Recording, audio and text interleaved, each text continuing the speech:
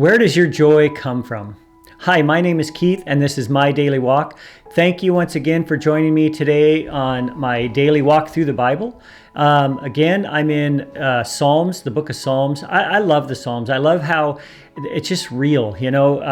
It's the psalmist David and the other psalm writers who just pour out their heart to the Lord, often in agony and pain and challenges. And then it always seems to come back around to rejoicing and praise because of who God is. And today is really no different. And as I look at today's psalm, it'll be Psalm number 4. I can't help but ask myself, where does my joy come from? So Psalm 4:7 says, "You have put more joy in my heart than they have when their grain and wine abound." So the question that I have to ask myself is, do I have more joy in my heart from the Lord, or do I have more joy in my heart from my possessions? When there's plenty of food and plenty of drink and festivities going on in my family and in my life, does that bring me joy more than the things of the Lord? It's said that Christ in your heart is better than corn in your barns or wines in your vats. And is that really true? Because we live in a society and a culture, and I know it's not just us, I know it's been for generation after generation. Eat, drink, and be merry.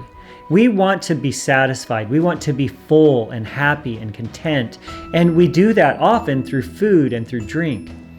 And the psalmist here says that his ultimate joy is far greater than anything that the earth, the world, family, and everything else can bring him. So as I was thinking about this verse today, I was thinking to myself, so let's say that somebody came up to you or you got a letter in the mail and it said that in 2 weeks, you're going to receive an inheritance. And that inheritance is $10 million. And when you receive that inheritance, I don't know about you, but for me, that would pretty much take care of my needs financially for the rest of my life.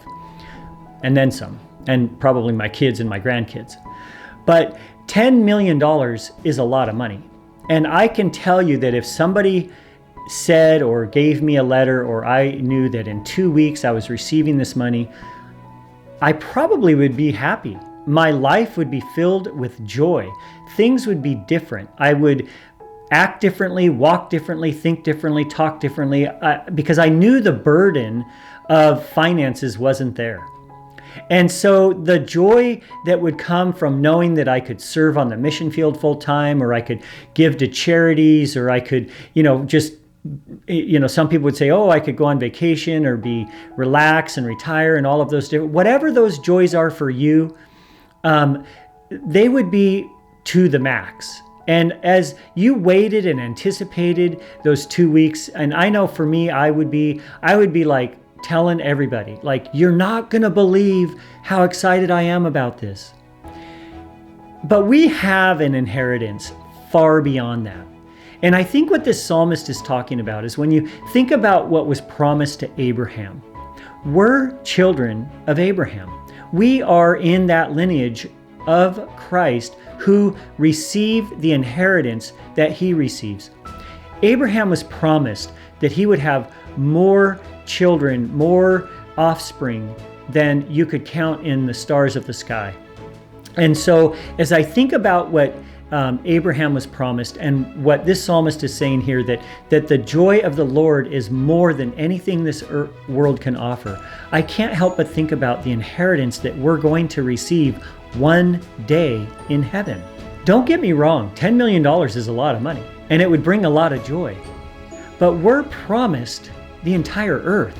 We're promised all of the resources that God has at our disposal, even now. Even today, when we step out in faith, we are promised that God will never leave us, never forsake us, never abandon us, and he will give us everything we need to fulfill his calling in our life. Now, that should bring joy.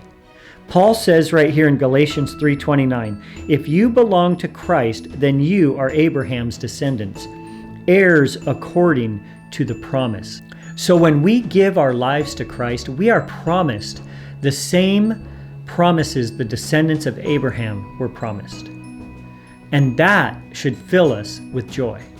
So the question I ask today, I ask you, I ask myself, is our joy in God, or is our joy in the things of the world? Eat, drink, and be merry. Be joyous. Have your family around and have all of those things. Those are all good things. I love my family. But the deepest joys in my life, are they coming from my relationship with Jesus Christ? And I hope that you can say yes to that. I know that there's times I experience that and I say yes to that.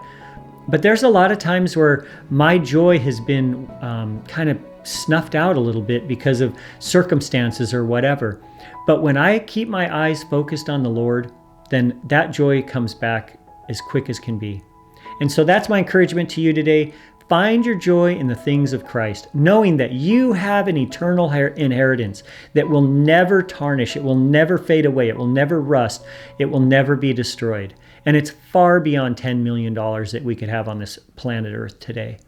And so if you need any prayer or encouragement today, feel free to connect with us. We'd love to pray with you. If you just are not experiencing the joy of the Lord, then I just encourage you, connect with us. We will pray with you and just hopefully point you in the right direction.